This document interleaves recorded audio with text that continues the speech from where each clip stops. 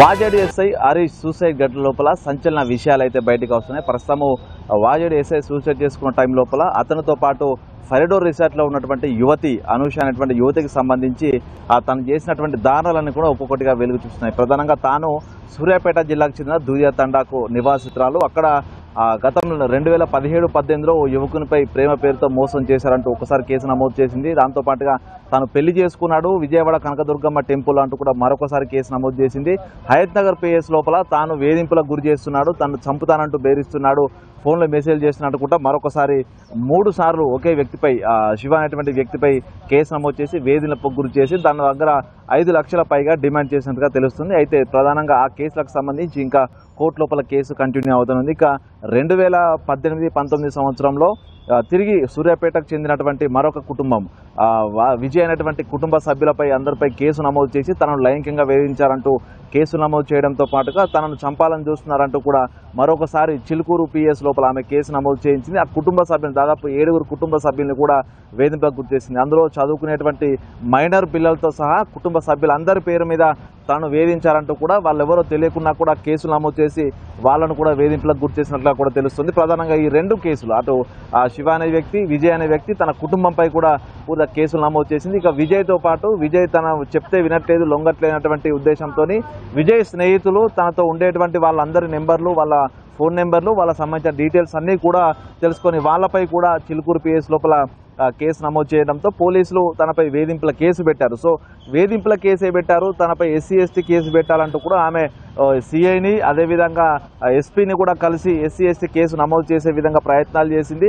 పోలీసులు అందులో గ్రౌండ్స్ లేవని చెప్పినప్పుడు కూడా తను ప్రైవేట్ పిటిషన్ కూడా కోర్టులో మూవ్ చేసి వాళ్ళపై SC ST కేసు నమోదు చేసే విధంగా చేసి వాళ్ళందరినీ కూడా ఇబ్బంది పెట్టినటువంటి ఘటన తాజాగా బయటకైతే వస్తున్నాయి. ఇక ప్రధానంగా తాను విజయ్ అనేటువంటి వ్యక్తిపై కేసులు పెట్టి వేయిస్తున్న క్రమం లోపల విజయ్కి భార్యతో పాటు పిల్లలు కూడా ఉన్నారు. సో తనకు మెసేజ్ చేస్తూ తన కులం పేరుతో దూషిస్తున్నాడు, తను పెళ్లి చేసుకుంటానని మాయమాటలు చెప్పి మోసం చేశారంటూ కూడా తాను కేసు నమోదు చేయడంతో ఆ కేసు పోలీసుల ఎంక్వైరీ లోపల కూడా అసలు అవన్నీ ఫ్రాడ్ అంటూ కూడా తెలిసింది. దాంతోపాటుగా కోర్టు లోపల ఈ వాదోపాదాలు జరుగుతున్న క్రమం లోపల తన మెంటల్ ఇల్నెస్ తో ఉంది, తన మానసిక పరిస్థితి సరిగా లేదంటూ కూడా మేజిస్ట్రేట్ గుర్తించి తనని మెంటల్ హాస్పిటల్లో జాయిన్ చేయాలంటూ కూడా చెప్పారు. దీంతో ఆమెను నవంబర్ 2023 జనవరి లోపల మెంటల్ హాస్పిటల్ కూడా తీసుకెళ్లారు. ఒక టీమ్ ఆఫ్ సైకియాట్రిస్టులు కూడా ఆమెను పరిశీలించిన తర్వాత మార్చి 2020లో మార్చి 12 మార్చి 2020 లోపల ఆసుపత్రిలో జాయిన్ అయింది.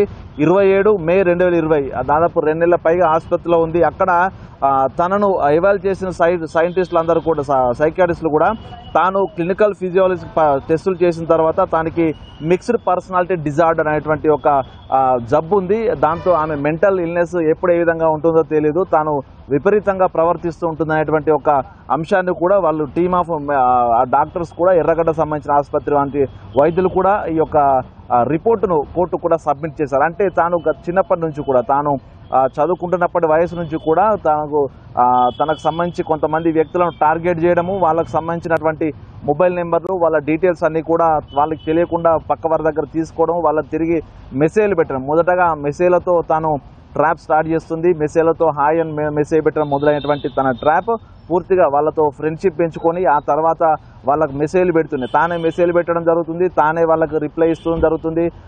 దాదాపు ఆమె దగ్గర 22కు పైగా సిమ్ములు కూడా పోలీసులు గతంలో స్వాధీనం చేసినట్లుగా రిపోర్ట్లు అయితే ఉన్నాయి. సో ఆ సిమ్ల ద్వారా ఇది వేరే సిమ్ల ద్వారా తానే ఆ యువకులకు సంబంధించి పేర్లతో ఫీడ్ చేసుకొని వాళ్ళే మెసేజ్ చేస్తున్నారంటూ కూడా ఇది ఒక హై డ్రామా కూడా కొనసాగిస్తున్నట్టు తెలుస్తుంది. అయితే ఈ ఘటనలు చూస్తుంటే అదే సేమ్ ట్రాప్ ఈ యొక్క ఎస్ఐ హరీష్ పై కూడా తాను ప్రయోగించింది. సో ఆ క్రమంలోనే ఎస్ఐ హరీష్కు తాను పరిచయం చేసుకోవడము, సోషల్ మీడియా తనకు సంబంధించిన నెంబర్లు అన్నీ తీసుకోవడము, తాను పెళ్లి కాని యువతిని అంటూ చెప్పడంతో ఎస్ఐ హరీష్ కూడా ట్రాప్లో పడ్డాడు. తనతో కూడా మెసేజ్లు కంటిన్యూ అవుతూనే తనను పెళ్లి చేసుకోవాలంటూ మధ్యలో ఒత్తిడి తీసుకురావడం జరిగింది. అయితే గత కొద్ది రోజుల నుంచి ఆమె ఆగస్టు సెప్టెంబర్లో కూడా వాజేడుకు వచ్చినట్టుగా తెలుస్తుంది. ఆ సమయం లోపల ఎస్ఐ హరీష్కు పెళ్లి చేసుకోవాలంటూ కూడా ఆమె ప్రపోజల్ పెట్టినట్టు తెలుస్తుంది. దాన్ని అప్పుడే హరీష్ సున్నితంగా తిరస్కరించారు. సో ఆ నేపథ్యంలో తాను దాదాపు 2 నెలల పాటు సైలెంట్గా ఉన్నప్పటికీ కూడా ఆ తర్వాత మళ్ళీ తిరిగి హరీష్ సంబంధించినటువంటి తన ఉన్నటువంటి మిత్రవర్గాన్ని తన దగ్గర ఉన్నటువంటి కొంతమంది వ్యక్తుల ఫోన్ నెంబర్లు కూడా ఆమె తీసుకుంది. ఆ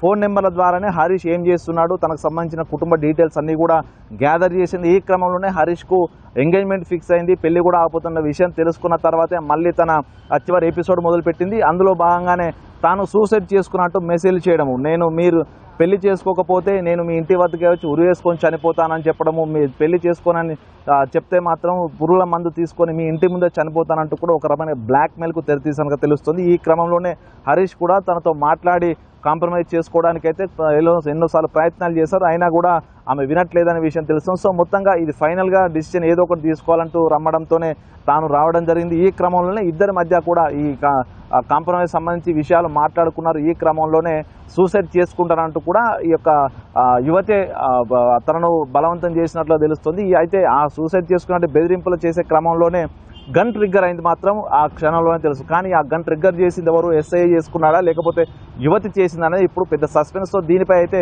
పోలీసులు విచారణ జరుపుతున్నారు. మొత్తానికి ఈ కేసు హనీ ట్రాప్ను మించి కూడా పూర్తిగా యువకులను అదేవిధంగా పెళ్ళైన వాళ్ళను కూడా ఆమె వదలకుండా దాదాపు ఇప్పటికీ 22 మందిని వేధింపులకు గురిచేసి ఎస్సీ ఎస్టీ కేసులు నమోదు చేసింది. కొంతమంది రిమాండ్కు వెళ్ళొచ్చారు, ఇప్పటికి కూడా కేసులు కూడా పెండింగ్. అంటే దీన్ని బట్టి చూస్తే ఈ యువతి ప్రధానంగా టార్గెట్లను ఎంచుకోవడము, వాళ్ళను ప్రేమ పేరుతో దగ్గర కావడం, మొదటగా స్నేహం పేరుతో దగ్గర అవ్వడం, తర్వాత ప్రేమ పేరుతో దగ్గర కావడం, పెళ్లి చేసుకోవాలంటూ వేధింపులకు గురి చేయడము, ఆ తర్వాత తన అసలు రూపం ప్రతాపం చూపించడం. సో ఇదంతా కూడా ఒక సీరియల్ కిల్లర్ లాగా ఒక సైకోయిజంని తను చూపిస్తున్నటువంటి చర్చ కూడా జరుగుతుంది. ప్రధానంగా పోలీసుల ఎంక్వైరీ కూడా ఇదే విస్తుపోయే విషయాలన్నీ కూడా బయటపడుతున్నాయి. ఇక తనకు సంబంధించి దాదాపు ఈ కేసులు పెట్టిన వాళ్ళందరిపై కూడా ఒకానొక సమయంలో వేధింపుల కేసులు పెట్టడం, మరొక సమయం లోపల ప్రేమ పేరుతో మోసం చేశాడని కేసులు పెట్టడం, మరొకసారి పెళ్లి చేసుకున్నాడు తీసుకువెళ్ళట్లేదని చెప్పి కేసు, ఇలా మల్టిపుల్ డిజార్డర్ ఉన్నటువంటి తన యొక్క వ్యక్తిత్వాన్ని, తన యొక్క మానసిక స్థితిని బట్టి ఆమె వేరువేరు సంఘటనల లోపల వేరువేరు సందర్భాల లోపల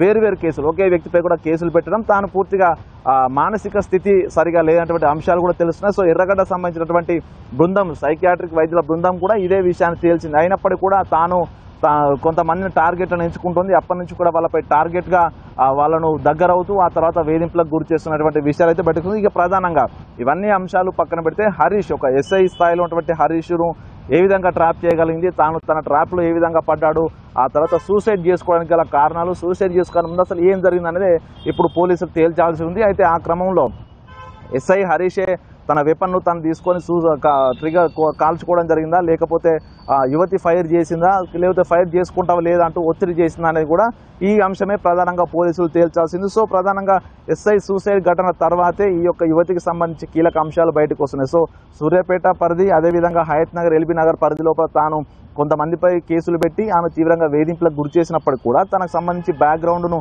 అక్కడ ఉన్నటువంటి అధికారులు స్టడీ చేయకపోవడంతో తాను మరొక వ్యక్తిని కూడా ట్రాప్ చేయడం, హరీష్ను ఈ రోజున సూసైడ్ చేసుకోవడానికి గల ప్రధాన కారణం కావడం జరిగింది. సో ముందే పోలీసులు కనుక దీనిపై సీరియస్ యాక్షన్ తీసుకొని ఉంటే ప్రధానంగా ఈ హరీష్ అనేటువంటి ఎస్ఐ కూడా సూసైడ్ చేసుకునే ఘటన వరకు రాకుండా పోయింది. ఇక ప్రస్తుతం ఈ యొక్క అనుచకు సంబంధించిన కుటుంబ సభ్యులు కూడా తాను కుటుంబానికి సంబంధం లేదు, తాను ఎక్కడ వెళ్ళినా మా సంబంధం లేదో చెప్తున్నారంటే కూడా ఆ యొక్క యువతి పెట్టినటువంటి బాధలు, యువతి ఇతరులను వేధించినటువంటి ఘటనలు చూస్తే కుటుంబ సభ్యులు కూడా ఆమెను, తనకు సొంత అన్నదమ్ములు కూడా ఉన్నారు, కుటుంబ తల్లిదండ్రులు కూడా ఉన్నారు. సో వాళ్ళు కూడా ఆమెను అవసరం లేదని చెప్పారంటే కూడా తాను ఎంతగా ప్రజల్ని వేధించడానికి గురి చేస్తుందో అర్థం చేసుకోవచ్చు. ఏదేమైనా కూడా ఈ ఘటనలో ప్రస్తుతం ఆ యువతిని పోలీస్ ఎస్కార్ట్ ద్వారా తన ఇంటి దగ్గర దిగబెట్టి వచ్చారని కూడా చెప్తున్నారు. ప్రస్తుతం ఆమెను అదుపులోకి తీసుకొని పూర్తి స్థాయి విచారణ జరుగుతూనే తన బాధితులు ఎంతమంది ఉన్నారనే విషయాలు కూడా బయటకు వస్తాయి. ఎందుకంటే గత 2017 నుంచి ఆమె ఈ యొక్క ఎపిసోడ్ మొదలుపెట్టింది. అక్కడ నుంచి పెళ్లి కాని యువకులను, పెళ్ళైనటువంటి వ్యక్తులను కూడా వేధింపులకు గురి చేస్తూ వస్తున్న క్రమం లోపల ఓ ఎస్ఐ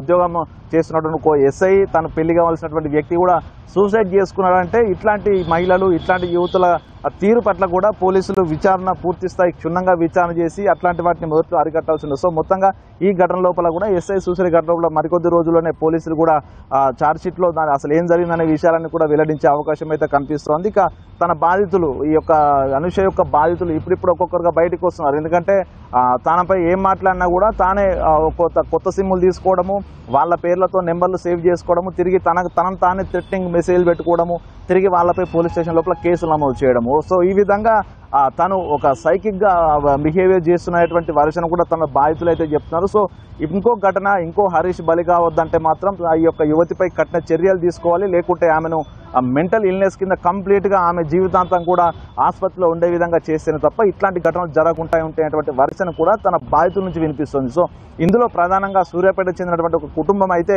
దాదాపు 6 నెలల పాటు కూడా ఊర్లో లేకుండా కనిపించకుండా బిక్కుబిక్కుమంటూ గడపాల్సిన పరిస్థితి. అంటే ఆ స్థాయి లోపల ఆమె వేధింపులని కూడా చెప్తున్నారు. అయితే గతంలో తన బాధితులు కూడా సూసైడ్ చేసుకోబోయేటువంటి పరిస్థితులు వచ్చినా కూడా కుటుంబ సభ్యుల అందరితో చర్చ చెప్పడంతో వాళ్ళంతా కూడా ప్రస్తుతం సూసైడ్ వరకు కూడా పోలేదు. అంటే ఈసారి హరీష్ ఒంటరిగా ఉండడము, తాను పెళ్లి కాకుండా ఉండడం, తన ఒక బాధ్యతైన ఉద్యోగంలో ఉండడంతోనే తాను ఇన్ని రోజులు భరించి తప్పించుకోలేని పరిస్థితి లోపల తన నుంచి బయటపడే విధి దారి లేకనే సూసైడ్ కూడా చేసుకోవచ్చు. సో ఇది ఘటనలను కూడా పూర్తిగా యువతికి సంబంధించినటువంటి ఎంతమందిని ట్రాప్ చేసి ఉంటుంది, ఎంతమంది తనకు బలై ఉన్నారనే దానిపై అన్ని విషయాలు కూడా బయటికి తేవాలి. ప్రతి ఒక్కటి ఎంక్వైరీ చేయాలి. తనను అసలు పూర్తిగా హాస్పిటల్కు పరిమితం చేస్తేనే తప్ప మరొకసారి ఇలాంటి ఘటనలు జరగవంటూ కూడా ప్రస్తుతం తన బాధితులంతా కూడా వరుసపడుతున్న పరిస్థితి కనిపిస్తుంది. సో మొత్తంగా ఓవరాల్గా వాజేడు పోలీసులు ఈ ఎంక్వైరీ లోపల ఏం తేల్చబోతున్నారు, ఆ యువతికి సంబంధించి అరెస్ట్ చేస్తారా, పూర్తిగా తానను ఆసుపత్రిలో జాయిన్ చేసి ఇట్లాంటి ఘటన మరొకటి జరగకుండా చూస్తారని కూడా చూడాలి. మొత్తంగా ఇట్లాంటి యువతుల ఘటన ప్రస్తుతం ఉన్నటువంటి యువత కావచ్చు, సోషల్ మీడియాకు అడిక్ట్ అయిన ప్రతి ఒక్కరు కూడా ఇట్లాంటి యువతుల వలపు వల కావచ్చు, ఇట్లాంటి యువతులకు సంబంధించి మెసేజ్ల ద్వారా కమ్యూనికేట్ చేస్తూ ప్రేమ స్నేహం పేరుతో దగ్గరవుతూ కూడా పూర్తిగా ప్రాణాలు తీసుకునే పరిస్థితి తీసుకొచ్చేటువంటి ఘటనలు కూడా జరుగుతున్నాయి. కాబట్టి ప్రతి ఒక్కరు కూడా అప్రమత్తంగా ఉండాలి. అపరిచిత యువతులు కావచ్చు, అపరిచిత మహిళలు కావచ్చు, అపరిచిత యువకులే కావచ్చు, ఎవరికి వలలో పడొద్దు అనేటువంటి ఒక మెసేజ్ కూడా ఈ యొక్క ఘటన అయితే ప్రస్తుతం హరీష్ సూసైడ్ ఘటన అయితే ప్రస్తుతం మనకైతే ఇస్తున్న పరిస్థితి. సో ఓవరాల్గా దీనిపై పూర్తి అఫీషియల్ అప్డేట్స్ మాత్రం పోలీసులు త్వరలోనే ఇచ్చే అవకాశం అయితే కనిపిస్తూ ఉంది.